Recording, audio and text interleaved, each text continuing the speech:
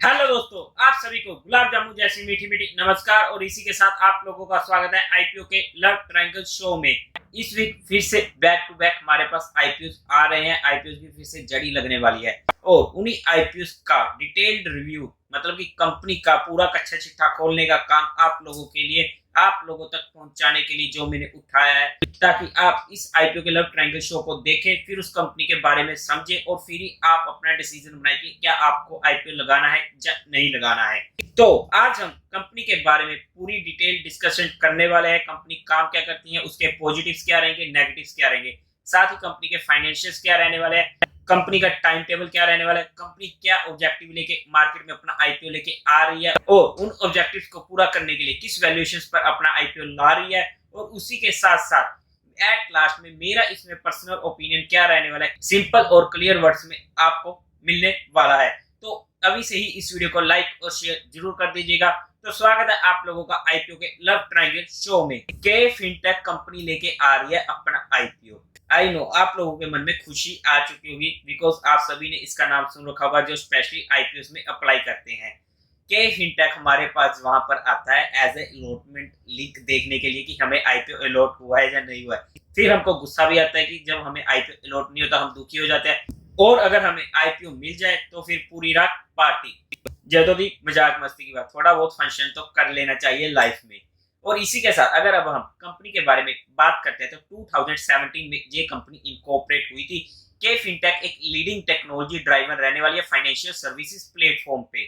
अगर मैं सिंपल भाषा में आप लोगों के साथ इस कंपनी के बारे में डिटेल में बताऊं तो सबसे पहले तो ये कंपनी म्यूचुअल फंड्स में काम करती है। म्यूचुअल फंड में किस तरीके से, एज ए आरटीए, मतलब कि रजिस्ट्रार एंड ट्रांसफर एजेंट। मतलब सिंपल सी भाषा में कि जैसे हम हमारी एसआईपी कटवाते हैं, लमसम कटवाते हैं, हमारी जो अमाउंट वगैरह कटती हैं कौन सी एएमसी में जाती है, कौन सी एएमसी से आगे कौन सी स्कीम में जाती है, या फिर जब हम रिडेम्पशन लेते हैं हमारे म्यूचुअल फंड में तो वहां पर जो पैसा हमें आना होता है उन सभी का पाई पाई का हिसाब सही तरीके से काम हो तो ये कंपनी करती है।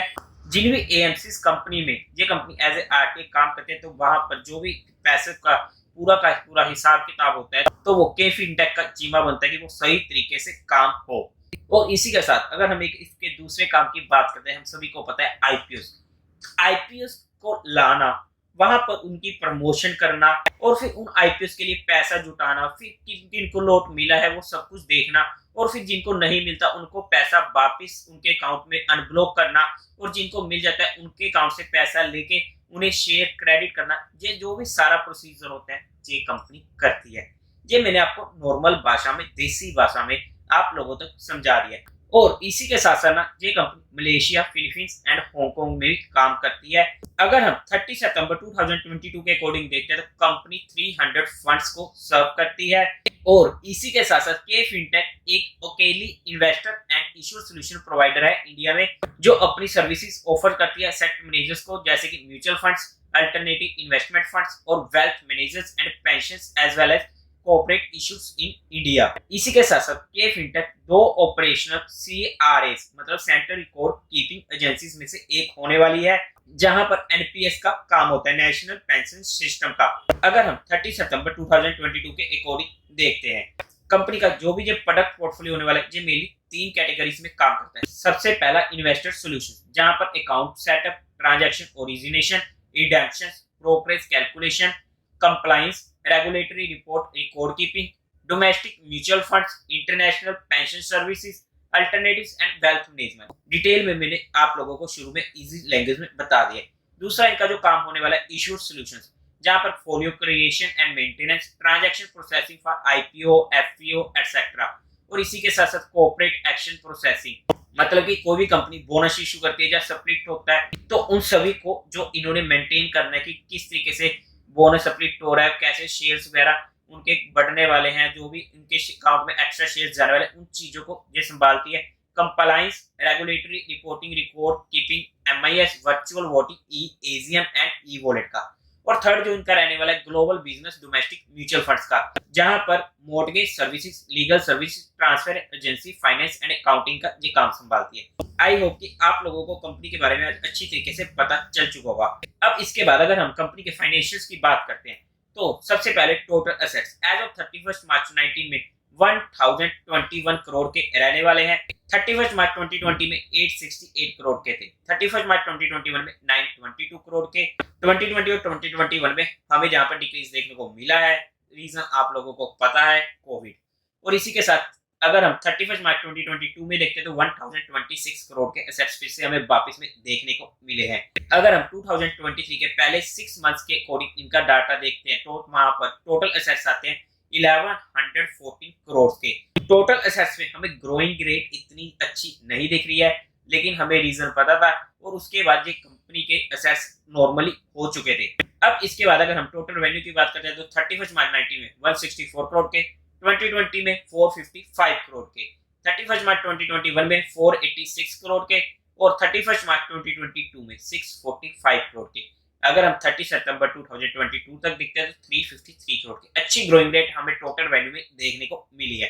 अब अगर हम प्रॉफिट आफ्टर टैक्स की बात करें तो 31 मार्च 19 में 9 करोड़ का प्रॉफिट, 31 मार्च 2020 में 4.5 करोड़ का प्रॉफिट, 31 मार्च 2021 में 64 करोड़ का लॉस, जहां पर हमें एक अच्छा डी ग्रोइंग देखने को मिला था, बिकॉज जहां पर कंपनी के लॉसेस थोड़े बहुत नहीं बढ़े थे, काफी ज्यादा बढ़ चुके थे। 31 मार्च 2022 में क्या ही ग्रोइंग रेट इन्होंने दिखाई, जहां पर तो एक डायलॉग याद आ जाता है कि शेर को जब छलांग लगानी होती है ना तो पहले वो 2 कदम पीछे जाता है। वही काम हमें जहां पर देखने को मिला और हमें वहां पर 148 करोड़ के प्रॉफिट देखने को मिले, जहां पर शेर ने बहुत अच्छे तरीके से फुल पावर के साथ जंप लगा दिया था। अगर हम लेटेस्ट की बात करते हैं तो 30 सितंबर 2022 में 85 करोड़ के अच्छे प्रॉफिट चल रहे हैं। नेटवर्थ की बात करते हैं तो 31 मार्च 19 में 519 करोड़ से 31 मार्च 2022 तक पहुंच चुकी है 644 करोड़ की अच्छी एक डिसेंट सी ग्रोथ हमें देखने को मिल रही है। टोटल बोरोइंग्स की अगर अब हम बात करते हैं 31 मार्च 19 में थी 406 करोड़ की, जो रिड्यूस होते होते काफी ज्यादा कम हो चुकी है और 31 मार्च 2022 तक रह गई थी 122 करोड़ की। और अगर हम 30 सितंबर 2022 तक देखते हैं तो 126 करोड़ की, जहां पर टोटल बोरिंग्स रह चुकी थी। फाइनेंशियल्स हमें अच्छे देखने को मिले हैं, कोई भी हमें दिक्कत देखने को नहीं मिल रही है अगर हम फाइनेंशियल्स में बात करते हैं तो। इसी के साथ अगर हम कंपनी के टाइम टेबल की बात करते हैं तो 19 दिसंबर को जे आईपीओ ओपन होने वाला है, 21 दिसंबर को क्लोज हो जाएगा, 26 दिसंबर को अलॉटमेंट मिलनी शुरू हो जाएगी, 27 दिसंबर से आपके अकाउंट में रिफंड मिलना शुरू हो जाएगा, 28 दिसंबर को आपके अकाउंट में शेयर्स क्रेडिट हो जाएंगे इफ अलॉटेड, और 29 दिसंबर रहने वाली है लिस्टिंग डेट, यानी कि मेरे बर्थडे की डेट। इसी के साथ अगर हम कंपनी के लॉट साइज की बात करते हैं तो 40 शेयर्स का एक लॉट रहने वाला है, जहां पर हमें अमाउंट पड़ने वाले 14,640 रुपीज की। अगर हम एचएनआई कैटेगरी में बात करते हैं तो वहां पर हमें स्मॉल एचएनआई में मिनिमम 14 लॉट्स के लिए अप्लाई करना पड़ता है, जहां पर हमारे पास शेयर्स की क्वांटिटी हो जाएगी 560 और जिसकी अमाउंट पड़ेगी 2,04,960 रुपीज। बिग एचएनआई में हमें मिनिमम 69 लॉट्स अप्लाई करने पड़ेंगे, शेयर्स की क्वांटिटी हो जाएगी 2,760 और अमाउंट पड़ जाएगी 10,10,160 रुपीज की। इसी के साथ अगर आप लोगों को नहीं पता कि एचएनआई के जो नए रूल्स थे सेबी की तरफ से जो चेंज हुए थे, वो हम रिटेलर्स के लिए कैसे बेनिफिट्स दिला सकते हैं, तो आप लोगों को आई बटन में जहां पर लिंक मिल जाएगा तो वहां से आप उसे चेकआउट करना ना भूलें और साथ ही साथ पिंड कमेंट भी चेकआउट करना ना भूलें। अगर अब हम कंपनी की कुछ और डिटेल्स की बात करते हैं तो 10 रुपीज पर शेयर का फेस वैल्यू रहने वाला है। प्राइस बैंड की बात करते हैं तो 347 से 366 का रहने वाला है। हमें तो अप्लाई करना होता है कट ऑफ प्राइस अगर आईपीओ ओवर सब्सक्राइब हो जाए।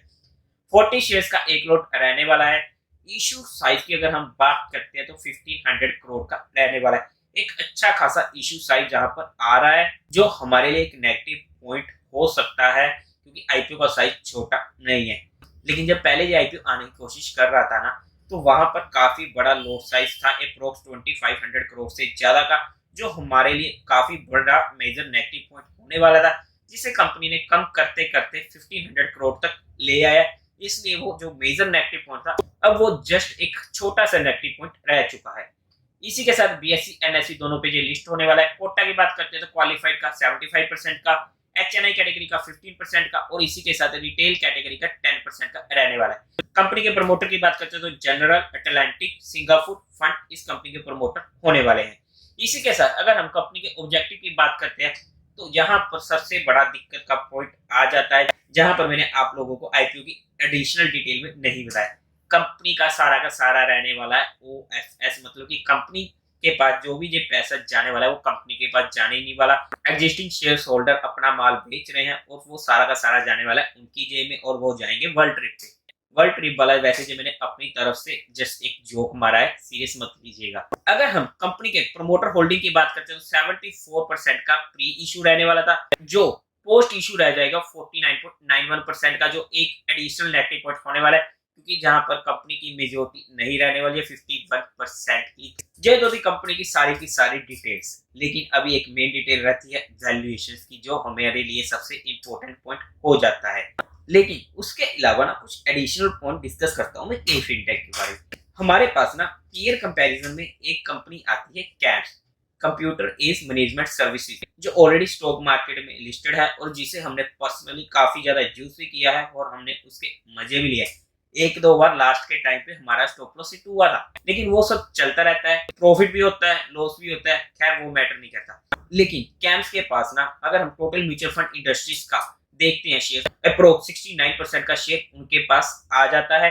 और अगर हम इंडिया की टॉप 4 एएमसीज की बात करते हैं तो वो भी कैम्स के अंडर आ जाती है, जिसमें से अगर मैं एक दो के एग्जांपल लूं, HDFC AMC, ICICI AMC और SBI AMC। और उसी के साथ अगर मैं के फिनटेक की बात करता हूं तो उसके पास अप्रोक्स 27% का टोटल म्यूचुअल फंड इंडस्ट्रीज का शेयर रहने वाला है। और अगर हम इसके एक दो एएमसीज की बात करें जो इसके अंडर है, फॉर एग्जांपल के लिए एक्सिस म्यूचुअल फंड, और इसी के साथ अगर हम टोटल एएमसीज की बात करते हैं तो इंडिया में 46 एएमसीज रहने वाली, जिसमें से 27 होने वाली है के फिनटेक के पास। अगर हम जहां पर as a number of AMCs देखते हैं तो वो के फिनटेक उसमें लीड करने वाली है, लेकिन अगर हम टोटल म्यूचुअल फंड इंडस्ट्री के एजीएम में लेकर चलते हैं तो वहां पर कैश लीड करने वाली है। लेकिन अब अगर हम कंपनी की वैल्यूएशंस की बात करते हैं तो 2022 के अकॉर्डिंग कंपनी की ईपीएस निकल के आती है 9.36 की। अगर हम एवरेज ईपीएस की बात करते हैं तो वो निकल के आती है 3.3 की, पिछले 3 सालों की जे रहने वाली है। इसी के साथ अगर हम ईपीएस के बेस पे पीई रेशियो निकालने की कोशिश करते हैं तो 2022 के अकॉर्डिंग कंपनी की पीई रेशियो निकल के आती है 39 की, और अगर हम एवरेज पीई रेशियो निकालने की कोशिश करें पिछले 3 सालों की, वो आ जाती है 110 के करीब की। रिटर्न ऑन नेटवर्थ की बात करते हैं तो 2022 के अकॉर्डिंग इसकी रिटर्न ऑन नेटवर्थ निकल के आती है अप्रोक्स 30% की, जो अच्छी रिटर्न ऑन नेटवर्थ हमें देखने को मिल रही है। अब अगर हम कंपनी के लिस्टेड पीएस में जाकर देखते हैं तो मैं आप लोगों को बता ही चुका हूं, सिर्फ कैम्स ही लिस्टेड पीयर रहने वाली है, जिसकी पहले मोनोपोली थी स्टॉक मार्केट में, लेकिन अब के फिनटेक भी आ चुकी है। अगर हम कैम्स के रेवेन्यू की बात करते हैं तो 909 करोड़ का हमें वहां पर रेवेन्यू देखने को मिलता है, जो इससे काफी ज्यादा का होने वाला है। अगर हम कैम्स के पी रेशियो की बात करते हैं 2022 के अकॉर्डिंग तो 39 के अप्रोक्स हमें मिलने वाला है, ईपीएस मिलेगा 58 के करीब का, और रिटर्न ऑन नेटवर्थ मिलने वाली है 49% के करीब की। अब अगर हम कंपनी के वैल्यूएशंस की बात करते हैं तो एक हम ओके सा वैल्यूएशन जहां पर बोल सकते हैं कि ना तो चलो कंपनी ने इतना अच्छा हमारे लिए स्कोप छोड़ा है, ना ही इतना खराब दिया है, लेकिन क्या इस आईपीओ को मैं पर्सनली अप्लाई करने वाला हूँ, इसका डिसीजन मैं लास्ट पार्ट में आप लोगों के साथ डिस्कस करने वाला हूँ। उससे पहले आप लोगों को चाहिए होता है आईपीओ अप्लाई करने के लिए एक डीमेट अकाउंट। जितने ज्यादा डीमेट अकाउंट से आप आईपीओ अप्लाई करते हैं आपको मिलने की प्रोबेबिलिटी हो जाती है, लाइक फैमिली फ्रेंड्स वगैरह के। तो आपको डिस्क्रिप्शन में एक डीमेट अकाउंट ओपनिंग का लिंक मिल जाएगा, जहां पर आपको इंडिया के बेस्ट ब्रोकर डीमेट अकाउंट मिलने वाले हैं, चाहे वो जीरोधा का हो या फिर अपस्टॉक्स का हो। तो वहां से आप अपना अकाउंट खुलवा सकते हो, अपने फैमिलीज का खुलवा सकते हो, अपने फ्रेंड्स का खुलवा सकते हो। अगर आप हमारे दिए गए लिंक से अपना डीमेट अकाउंट खुलवाते हो तो आप लोगों को एक प्राइवेट टेलीग्राम चैनल से जोड़ा जाएगा, जहां पर आप लोगों के साथ एडिशनल इंफॉर्मेशन शेयर की जाती है, सिर्फ एजुकेशन और लर्निंग पर्सपेक्टिव के लिए। अब मैं अगर कंपनी के बारे में अपने फाइनल ओपिनियन की बात करूं तो जो हमने मेजर पॉइंट डिस्कस किए हैं उनको एक शॉर्ट ब्रीफ, कंपनी का जो काम है काफी अच्छा रहने वाला है, फ्यूचर में काफी ज्यादा ग्रोथ हमें मिलने वाली है। लेकिन पर्सनली मैं कभी भी आईपीओ को एज ए लॉन्ग टर्म के लिए नहीं यूज करता हूँ, सिर्फ लिस्टिंग गेन के लिए यूज करता हूँ, बिकॉज जब मैंने लॉन्ग टर्म के लिए जाना होता है तो वहां पर मैं म्यूचुअल फंड को ही प्रेफर करता हूँ। और अगर आप लोगों को म्यूचुअल फंड में जो किसी भी इंश्योरेंस सेक्टर में कोई भी इंश्योरेंस आप लोगों को चाहिए हो या आप लोगों को कोई भी हेल्प चाहिए हो किसी भी तरह की, तो आप लोगों को डिस्क्रिप्शन में गूगल फॉर्म का लिंक मिल जाएगा, जिससे आप भर के सबमिट कर दीजिएगा, जहां से आपके साथ टीम जल्द से जल्द कनेक्ट करने की कोशिश करेगी और आपकी पूरी की पूरी हेल्प की जाएगी आपकी क्वेरी को सॉल्व करने की। और इसी के साथ आज के टाइम पे इस सेक्टर में ना कंपटीशन कम है ऑब्वियसली, और इसी के साथ साथ कंपनी के फाइनेंशियल जबरदस्त हैं। लेकिन जहां पर एक दो नेगेटिव पॉइंट्स हल्के से हैं, जहां पर कंपनी का ओएफएस है वो सबसे बड़ा नेगेटिव पॉइंट हमको मिलने वाला है। इसी के साथ साथ प्रोमोटर होल्डिंग में मेजोरिटी अब इनकी नहीं रहने वाली है। लेकिन अब अगर मैं इस कंपनी में अपना फाइनल डिसीजन की बात करता हूँ तो इस आईपीओ को मैं इजीली अवॉइड करने वाला हूँ एचएनआई कैटेगरी में।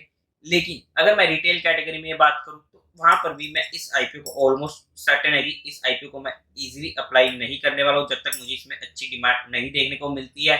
लेकिन जो भी मेरा इसमें फाइनल डिसीजन रहेगा वो मैं आप लोगों के साथ डिस्कस कर दूंगा, या तो आपको यूट्यूब चैनल पर ही मार्केट के पैचअप या ब्रेकअप शो में आप लोगों के साथ सेकंड डे पे इसका डिसीजन शेयर कर दूंगा, या फिर आपको टेलीग्राम चैनल पर अपडेट कर दूंगा। टेलीग्राम चैनल का लिंक आपको डिस्क्रिप्शन में मिल जाएगा, या फिर आप डायरेक्ट मार्केट अफेयर सर्च करके वहां से भी ज्वाइन कर सकते हैं। तो देवी और सज्जनों, उम्मीद है आप लोगों को ये वीडियो अच्छी लगी होगी, तो इस वीडियो को लाइक करें, शेयर करें और चैनल को सब्सक्राइब करें। Thank you very much.